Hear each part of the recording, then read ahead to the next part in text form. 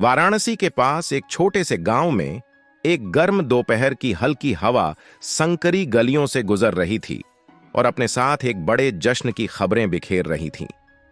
सार्थक के परिवार ने उसकी छोटी बहन ज्योति की शादी के लिए हफ्तों से तैयारियां कर रखी थीं। पूरा परिवार उत्साहित था।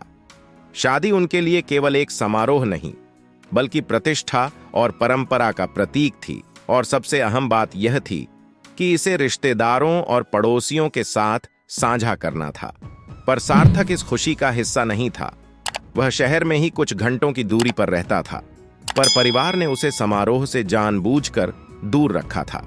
5 साल पहले सार्थक ने एक ऐसा निर्णय लिया जिसने उसे अपने परिवार से अलग कर दिया। उसने ऑफिस में अपनी सहकर्मी आयशा से शादी कर ली थी, जो एक मुस्लिम थी। सार्थक का हिंदू परिवार इस रिश्ते को स्वीकार नहीं कर पाया। उसकी मां, जिसे वह बहुत प्यार करता था, ने कहा कि वह परिवार की इज्जत मिट्टी में मिला रहा है। उसके पिता का सख्त मौन और उसे देखना तक न सहना उसकी आत्मा पर एक गहरा घाव दे गया था। जब सार्थक और आयशा ने एक सादे से कोर्ट में विवाह किया था, तो परिवार से कोई भी उस शादी में मौजूद नहीं था। उन्होंने एक दूसरे से अकेलेपन में बेहतर और बुरे वक्त में साथ निभाने का वादा किया, दोनों ही अपने परिवारों की कुर्बानी के गहरे दर्द को महसूस करते हुए। सार्थक ने खुद को समझाया कि प्यार किसी भी कीमत पर हासिल करने लायक है, पर कहीं ना कहीं उसके मन में अपने माता पिता के चेहरे बार बार आते, जिन्होंने उसे परिवार की अहमियत और परंपरा की इज्जत सिखाई थी। साल बीत गए और सार्थक ने धीरे धीरे शहर के जीवन को अपनाया। उसने और आयशा ने एक साधारण सी जिंदगी बनाई, एक दूसरे का सहारा बने रहे और छोटी छोटी खुशियों में सुकून ढूंढा। पर परिवार की स्वीकृति की चाह कभी खत्म नहीं हुई।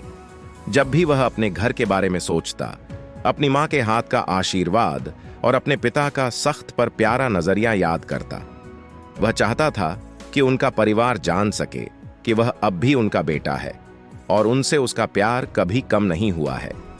एक दिन उसके एक पुराने दोस्त से उसे ज्योति की शादी की खबर मिली। यह जानकर कि उसकी बहन कुछ दिनों में शादी करने जा रही है और उसे इस खुशी में बुलाया तक नहीं गया, उसे अंदर तक झकझोर गया। उसने घर फोन करने के बारे में सोचा, पर फिर अस्वीकृति के डर ने उसे रोक दिया। इतनी देर बाद उसे लगा कि उसके पास उनके जीवन में दखल देने का कोई हक नहीं बचा था, भले ही उन्होंने उसके दिल में अपनी जगह कभी नहीं छोड़ी थी। फिर भी अपने परिवार को एक बार और देखने की चाह इतनी प्रबल थी कि उसने शादी में जाने का निर्णय ले ही लिया, भले ही उसे पीछे खड़े होकर चुपचाप ही देखना पड़े। भारी मन से उसने आयशा को इस फैसले के बारे में बताया और उसने उसकी भावना को समझा, उसे वह क्लोजर पाने के लिए प्रेरित किया। शादी वाले दिन सार्थक एक साधारण कुर्ता पहनकर गांव पहुंचा, जो वहां के रंग बिरंगे माहौल से बिल्कुल अलग था। वह दूर खड़ा था, अपने परिवार को ज्योति के बड़े दिन की तैयारी करते हुए देख रहा था। उसकी मां पहले की तरह सुंदर लग रही थी, एक खूबसूरत साड़ी में सजी हुई, चेहरे पर एक हल्की मुस्कान के साथ, जो उसने बहुत मिस की थी। उसके पिता उम्र से कमजोर होते हुए भी अपने हाथ में कमान थामे हुए रिश्तेदारों और दोस्तों को निर्देश दे रहे थे। सार्थक का दिल यादों में खो गया जब उसने यह दृश्य देखा। उसने अपनी बहन को देखा, लाल साड़ी में सजी हुई, चेहरे पर घबराहट और उत्साह की चमक ली हुए। वह खूबसूरत लग रही थी, बिल्कुल वैसे ही जैसे उसने हमेशा उसकी शादी के दिन की कल्पना की थी। उस पल में सार्थक को गर्व और गहरी उदासी का एहसास हुआ, यह जानते हुए कि वह दूर खड़ा होकर बस एक मौन दर्शक है। तभी एक बच्चा उसकी ओर दौड़ता हुआ आया और उसे उत्सुकता से देखने लगा। उसने झुककर बच्चे से बातें की, अपने भीतर की तड़प को एक मुस्कान में छिपाते हुए। वह थोड़ी देर और वहीं रहना चाहता था, अपने परिवार के पास रहना चाहता था, भले ही वह समारोह का हिस्सा न हो। लेकिन तभी उसके पिता ने उसे देख लिया। उनकी नजरें मिलीं और समय जैसे थम गया। सार्थक ने उम्मीद की कि उसके पिता उसे स्वीकार कर लेंगे, भले ही बस एक हल्की मुस्कान या सिर हिलाकर। लेकिन उसके पिता का चेहरा सख्त हो गया, उनकी आंखों में एक ठंडापन और अजनबियत आ गई। एक धीमी और कठोर आवाज में उन्होंने सार्थक से वहां से जाने के लिए कहा। यह अस्वीकृति उसके दिल पर एक और गहरा घाव छोड़ गई। सार्थक ने चुपचाप सिर हिलाया। उसने न तो बहस की और न ही मनाने की कोशिश की।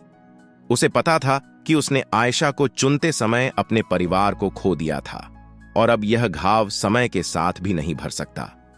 भारी मन से उसने मुड़कर वहां से चलना शुरू कर दिया। आंखों में अनकही बातें और अश्रु बहने से पहले ही रुक गए थे। गांव की गलियों से गुजरते हुए उसके कानों में शहनाई और हंसी की आवाजें गूंज रही थीं, जो उसके दिल में एक दर्दनाक याद बनकर उभर रही थीं। उसे पता था कि अब वह शहर लौटेगा, आयशा के पास, जो उसे सांत्वना देगी और उसका सहारा बनेगी। पर उसके मन का एक हिस्सा हमेशा वहीं रह जाएगा, अपने परिवार से दूर, उनकी खुशियों से वंचित। सार्थक हमेशा मानता था कि प्रेम हर कठिनाई को हरा सकता है, पर गांव को आखिरी बार छोड़ते समय उसे महसूस हुआ कि कुछ जख्म इतने गहरे होते हैं जो परंपरा और गर्व में समाये हुए होते हैं। उसका दिल केवल अपने दर्द के लिए ही नहीं, बल्कि उस परिवार के लिए भी तड़प रहा था जिसे उसने कभी आदर और प्यार से देखा था। एक ऐसा परिवार जिसके पास अब लौटने का कोई रास्ता नहीं था।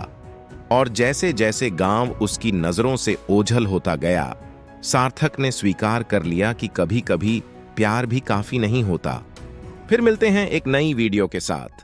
तब तक आपका ख्याल जरूर रखिए और मेरे चैनल को जरूर से सब्सक्राइब, शेयर और लाइक कीजिए।